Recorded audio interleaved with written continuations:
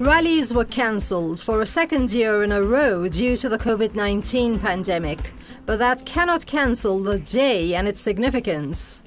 That's Quds Day, the annual commemoration of the plight of Palestine. It's held on the last Friday of the Muslim fasting month of Ramadan, which falls to May the 7th this year. The commemoration is not a passive ceremony, but to keep Muslims alert to action they may have to take to help their brothers and in self-help. Volumes and volumes written over the decades, all on the plight of Palestine, and yet things appear to have gotten only worse for the Palestinians. Why is that? Is it because the international community didn't want to do anything about it, or because it's failed in its efforts to resolve the Palestinian crisis? If so, why will such efforts have failed, given so many Arab states exist on the world scene? Perhaps greatly because of exactly that, there being too many artificially produced Arab countries. The division of Arabia, so to speak. I'm Leila Faramazi and you're watching Iran Today. Stay with me for answers.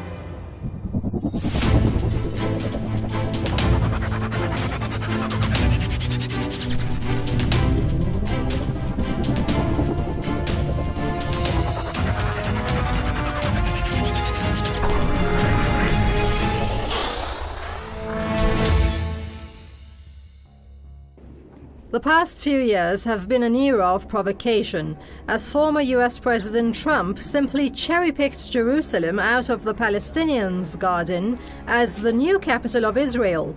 That was in 2017, the year of his election. But apparently it wasn't enough to provoke all regional Muslim states. By 2020, 5 Arab League countries had established diplomatic relations with Israel instead.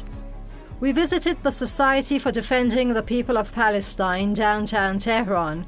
As a Quds session convened at the center, we got to talk to attendees. To what extent would you say Arab states have helped the failure of any efforts in favor of the Palestinian people?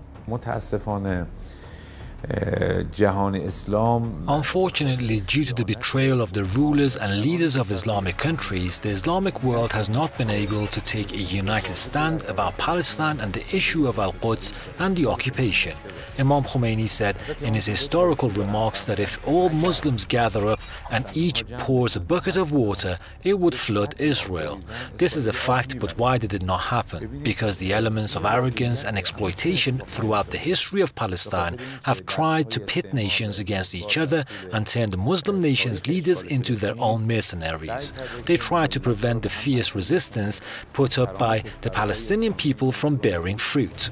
The 5 Arab states defecting, so to speak, were Egypt, Bahrain, the United Arab Emirates, Sudan and Morocco.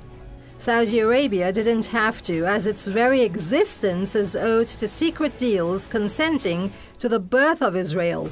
Saudi Arabia having been founded as late as 1932, as one of the artificially produced states mentioned.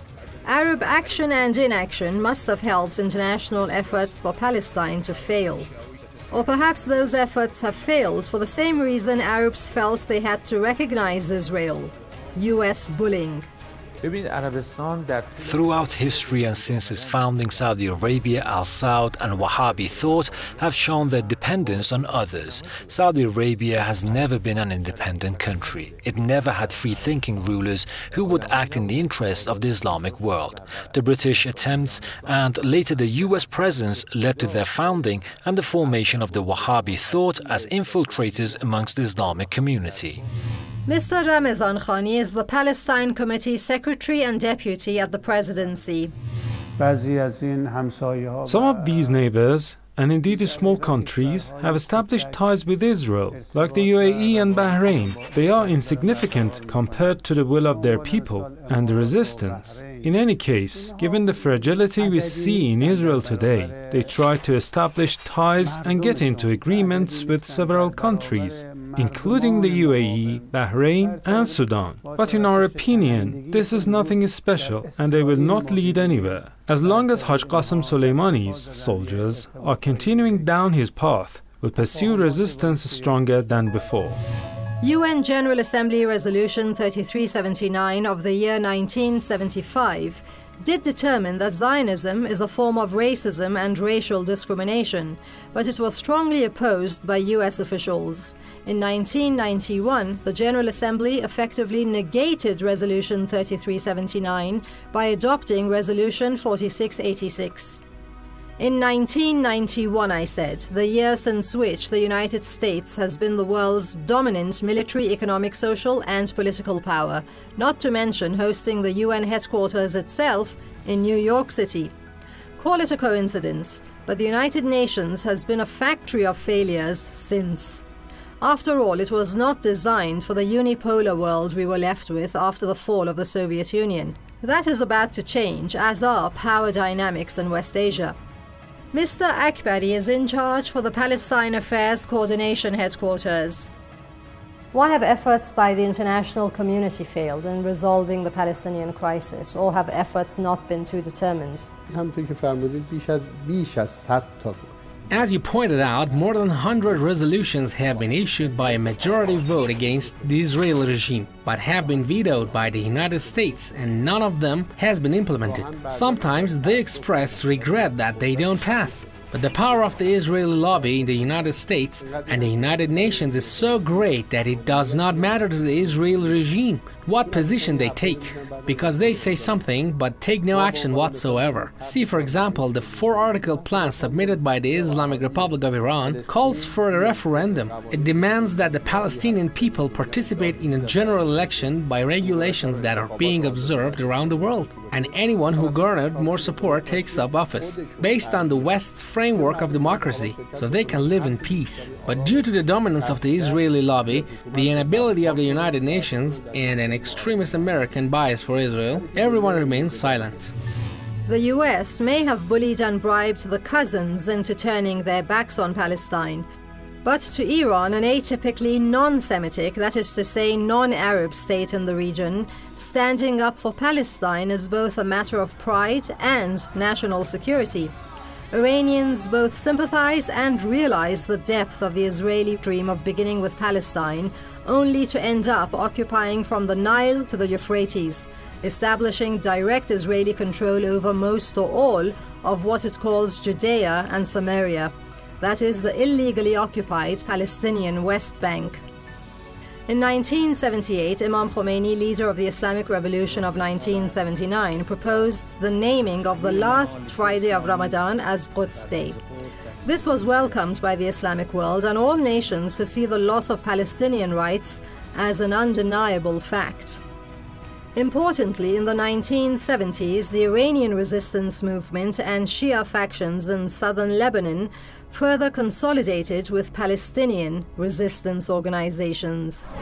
How it all began and what is are facts in hand, but the future also seems to be coming to the fore, with extreme measures speeding up historic change. Will Israel succeed in implementing its dark plans for the Palestinians, or is it overdoing it and moving towards self-destruction, given also the resistance movement is standing strong? What's amounted to Iran's regional influence today and its possible reviving of the JCPOA with America has been cause for serious concern on the part of Israel. It was during the Vienna JCPOA talks that Israel, without a shadow of a doubt, sabotaged Iran's Natanz nuclear facility. That concern must obviously have arisen thanks to Iran's military achievements, and now the possibility of it returning to the world scene.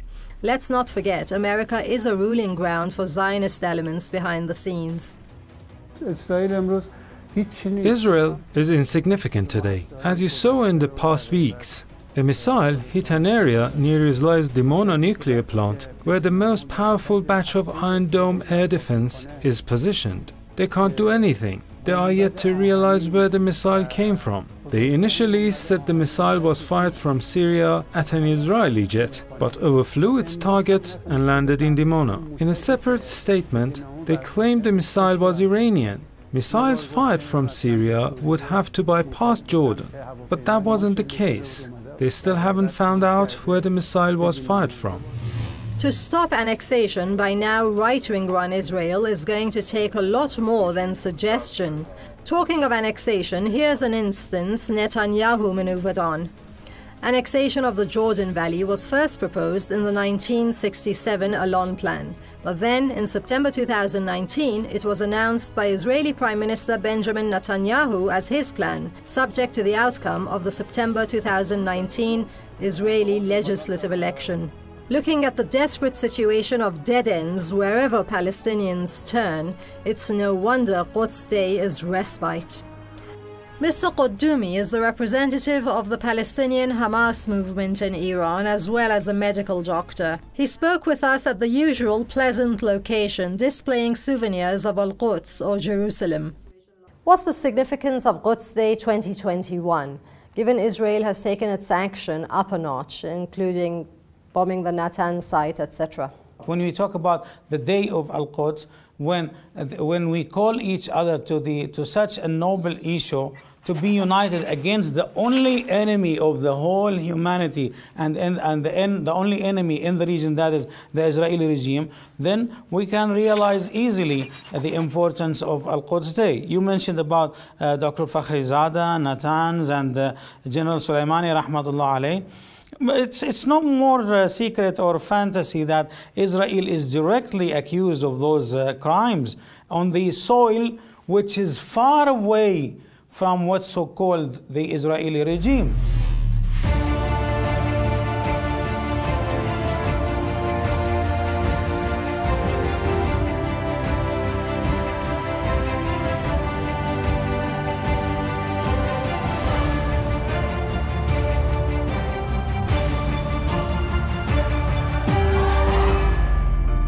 Time for a short break. We'll be back in no time.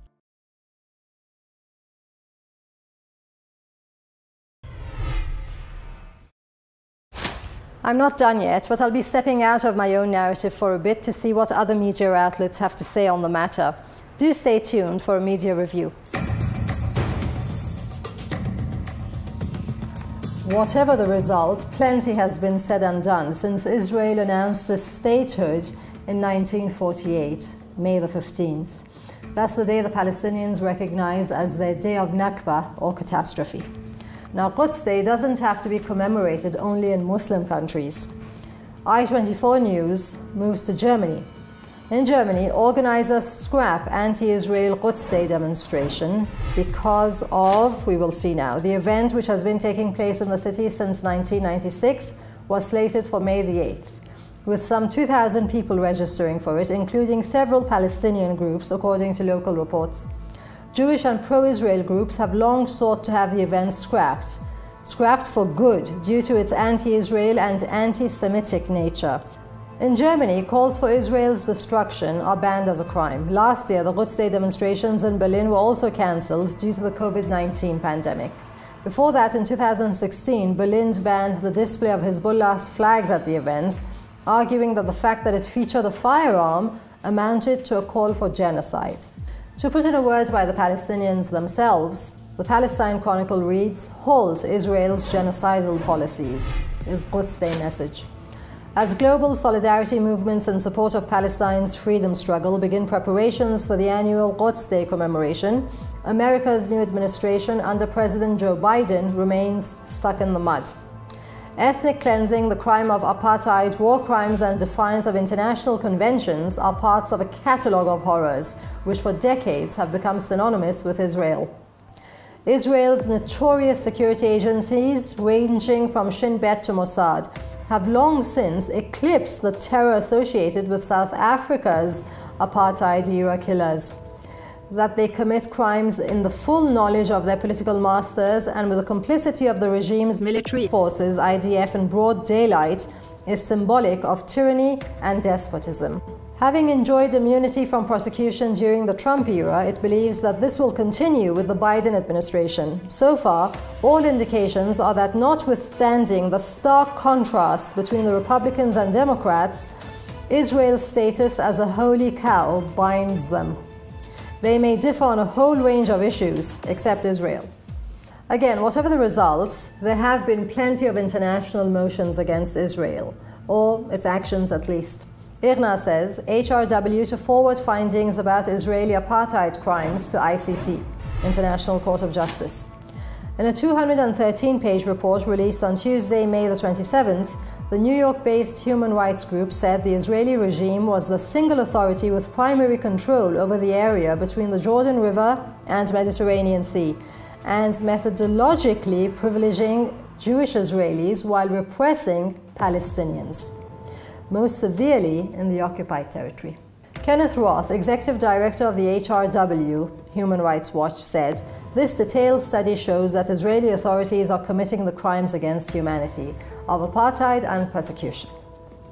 It is coupled in the occupied territory with systematic oppression and inhumane acts against Palestinians living there," he said. The report is based on robust sourcing, including human rights documentation, official planning documents, and statements by officials. AFP cited Omar Shakir, the Israel and Palestine director at HRW, as saying that there had been warnings for years that apartheid is around the corner.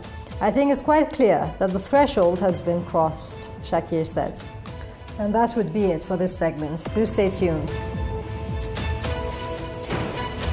Back to Iranian support in present times per se, that's in 2020. Iran came up with a logical proposal that Palestinians be allowed internationally to hold a referendum to decide the fate of the occupied lands. That would mean a vote by all the original and historical inhabitants of the occupied territories, both those who are still there and those who have been displaced. This would include Muslims, Christians, and Jews and their descendants, all original Palestinians.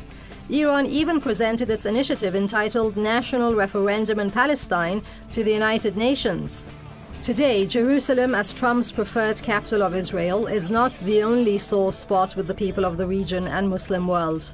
The United States recognized the Golan Heights as part of Israel through a presidential proclamation signed by Donald Trump on March the 25th, 2019. This made the United States the first country to recognize Israeli rather than Syrian sovereignty over the Golan Heights region.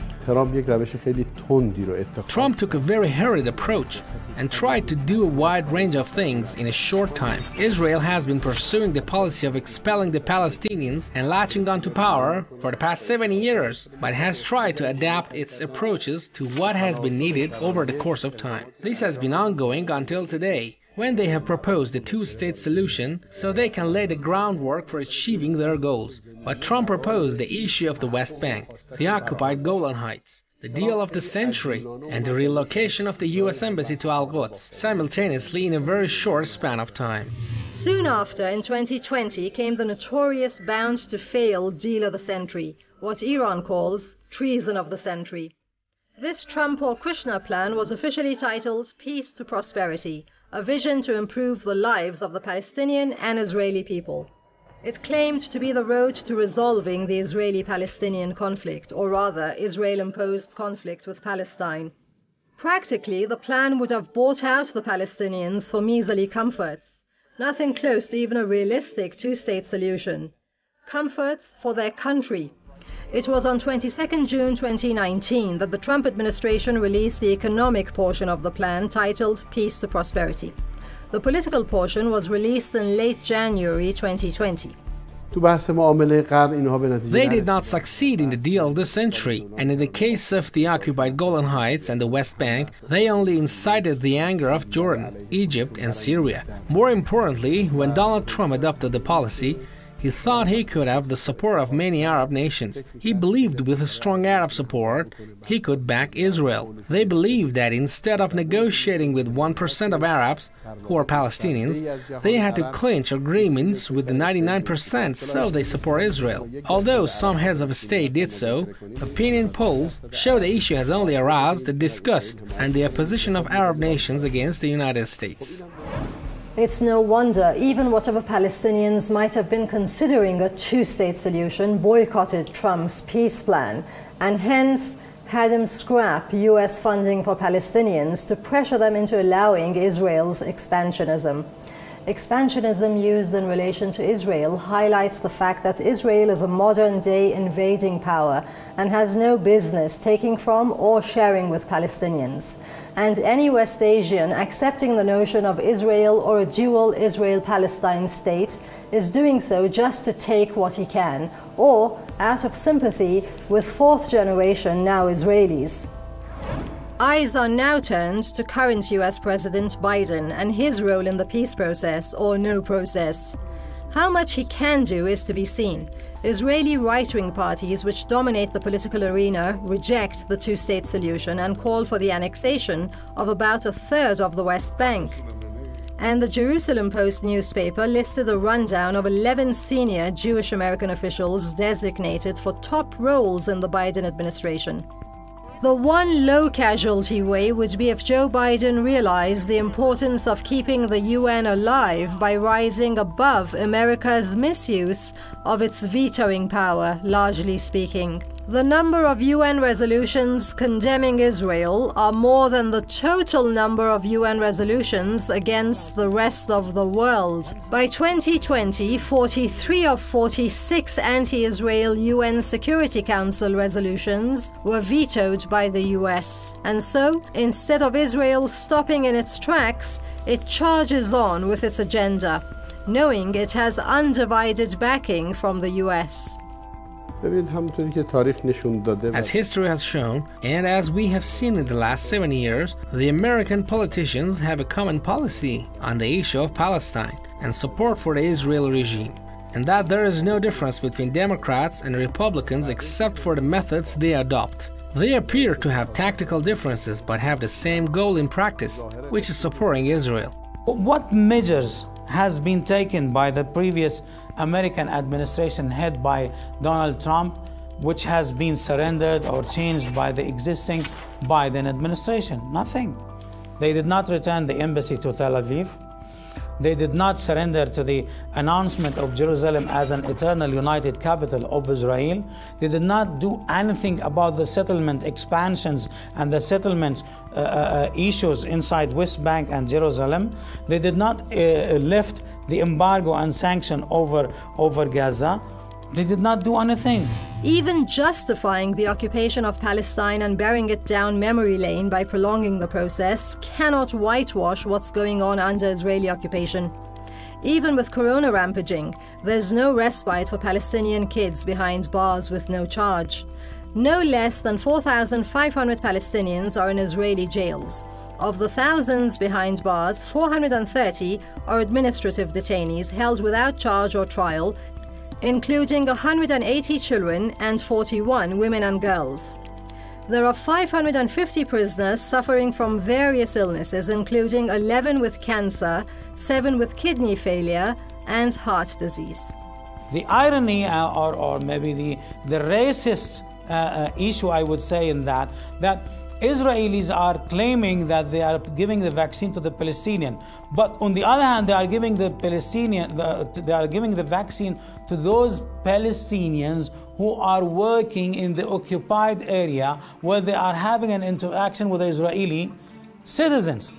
This is why Israel is giving the propaganda that they are, and the beautiful face that they are giving vaccines to the Palestinian. No, they are not giving the vaccine to every Palestinian. In the same area like in Quds, why they are allowing the vaccine to the Israelis and they are not allowing the vaccines to the Palestinian, where they claim their own custody, they claim their own government over Quds, over Jerusalem. Why they are doing this discrimination? But like I said, Israel could be overdoing it with the expansion and inhumane pain it's inflicting on Palestinians, as well as needling other countries such as Iran. And this may backfire on it, especially as the predominantly Muslim region is more determined than before, with greater military might and know-how. Today we see that Palestine and the resistance are stronger than ever. And we also see Israel, whose slogan used to be dominance from the Nile to the Euphrates, is now trapped within its own fence, unable to govern itself. We are witnessing the events in occupied Palestine. It has reached a point where Israelis and the Jewish residing in Palestine are getting fed up with the status quo. Despite all the concerns and all the betrayals committed by some Muslim nations, the Palestinian resistance is still strong. That's it for today, but the Palestinian cause lives on to be voiced and fought for. We will be covering developments as we do all sorts of topics, so do tune in at the same times next week and each week after. Thanks for watching, and bye for now.